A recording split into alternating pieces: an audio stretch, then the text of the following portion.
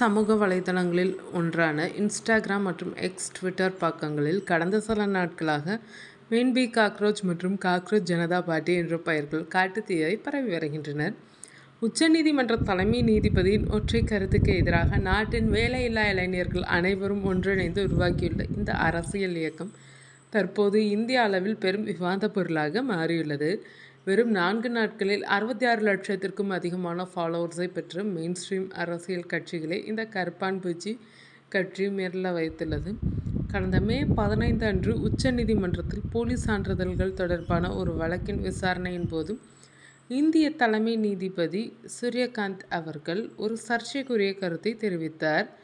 அவர் பேசுகையில், வேலை இல்லாமல் எந்த தொழிலும் செய்ய தகுதியற்ற சில இளைஞர்கள் கரப்பான் பூச்சிகளைப் போல எல்லோரையும் தாக்க தொடங்குகிறார்கள் என குறிப்பிட்டிருந்தார். தலைமை நீதிபதியின் இந்த கரப்பான் பூச்சி ஒப்பீடு இந்தியாவின் தற்போதைய வேலையில்லா திண்டாட்டத்தால் தவித்து வரும் லட்சக்கணக்கான இளைஞர்களின் மனதை புண்படுத்தியது.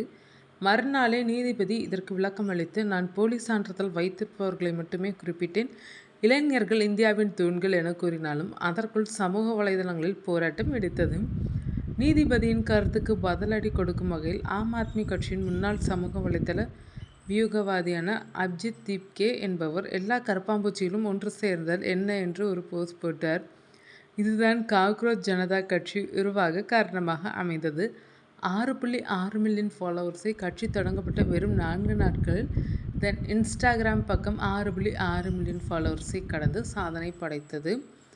ஆன்லைன் கூகுள் ஃபார்ம் மூலம் தங்களை கரப்பாம்பூச்சி என அடையாளப்படுத்தி கொண்டு 3,50,000க்கும் மேற்பட்ட இளைஞர்கள் இதில் இணைந்துள்ளனர். திரிணாமுல் காங்கிரஸ் எம்பி மஹுவா மொய்த்ரா, கீர்த்தி ஆசாத் உள்ளிட்ட பல எதிர்க்கட்சி தலைவர்களும் இந்த ட்ரெண்டில் இணைந்து தங்களது கருத்துக்களை பகிர்ந்து வருகின்றனர். இது ஒரு இயக்கமாக இருந்தாலும் இளைஞர்களின் உண்மையான அரசியல் ஆதங்கங்களை வெளிப்படுத்தும் வகையில் 5 முக்கிய தேர்தல் கொள்கைகளை அறிவித்துள்ளனர்.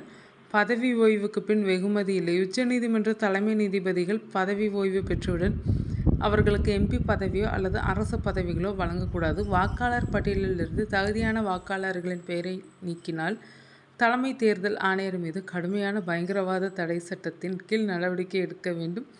நாடாளுமன்றம் மற்றும் மத்திய அமைச்சரவையில் பெண்களுக்கு கட்டாயம் 50% இடம் ஒதுக்கீடு வழங்கப்பட வேண்டும். கார்ப்பரேட் நிறுவனங்களின் கட்டுப்பாட்டில் இருக்கும் மற்றும் ஒருதலைபட்சமாக செயல்படும் மெயின்ஸ்ட்ரீம் செய்தி ஊடகங்களின் உரிமங்கள் ரத்து செய்யப்பட வேண்டும். கட்சி தாவினால் 20 ஆண்டு தடை. தேர்தலில் வென்ற பிறகு கட்சி தாவும் எம்பி அல்லது எம்எல்ஏக்கள் அடுத்த 20 ஆண்டுகளுக்கு தேர்தலில் போட்டியிட தடை விதிக்கப்பட வேண்டும்.